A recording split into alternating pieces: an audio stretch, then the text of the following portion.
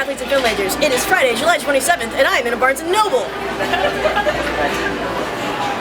Today's video comes to you in 5 parts in reverse chronological order, all about cool things I've done lately. Part number 1. Yesterday I woke up at 5:30 to take an hour-and-a-half metro ride to the Barnes & Noble to wait 2 hours in line to get a wristband so that I could come back later and wait 3 hours in line to get his signature from Chris Colfer on his new book, The Land of Stories. It's his signature right there, Chris Colfer.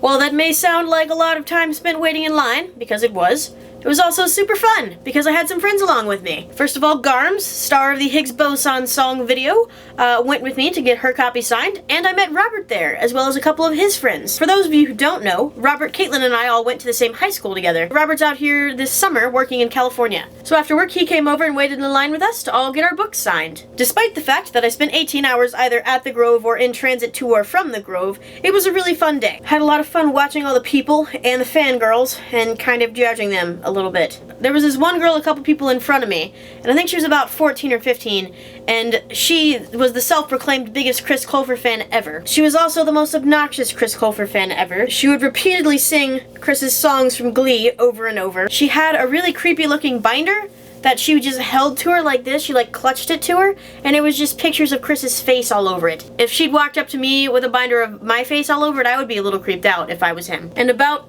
every 5 or 10 minutes, she would go through these little episodes in line that went a little bit like this. Oh my god, Chris Colfer! Oh, shut up. Tears! He looked a little bit tired, which I can understand after having to sign your name over and over again for 2.5 hours. But he was still really nice about it and appeared to be a really nice guy. So that was nice to see.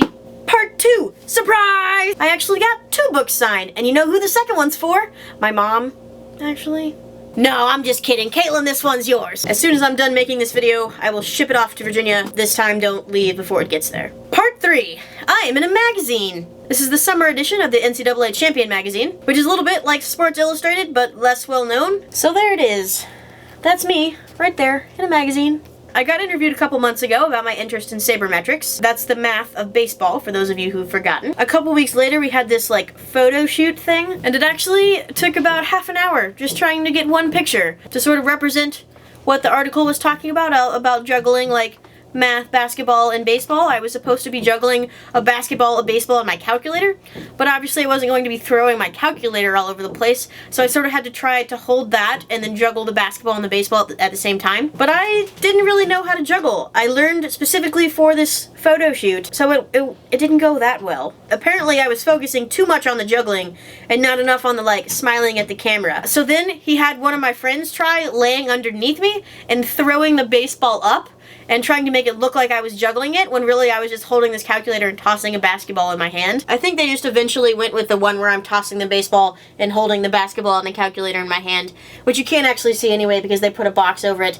So all of that effort for nothing. Part 4. My new watch. You'll be surprised to know that this watch is neither new, nor does it tell time. Instead, it contains the insides of a Caltech ID card. One of my friends gave me her ID card when she graduated recently, and I dissolved it in acetone. It takes about a day and a half to dissolve enough of the ID card that you can pull out the chip and the wires. Show you, this is what the inside of an ID card looks like, and that's the little chip right there. All of our doors here at Caltech are on RFID, so you have to hold up your card in front of the little sensor until it opens the door, but now I can just hold up my watch instead. Really useful if you're carrying a lot of things at once, or you're just too lazy to carry an ID card around. So that was a fun project that took up a couple days of my summer free time. And finally, Part 5. Last week, I got to attend a MER Meeting. That is the Mars Exploration Rover Science Operations Working Group. For those of you who don't know, MER was a project that began in 2003 when we launched 2 rovers, Spirit and Opportunity, to Mars to study the surface there. Unfortunately, a couple years ago, we lost contact with Spirit, but 8 years later, Opportunity is still roaming around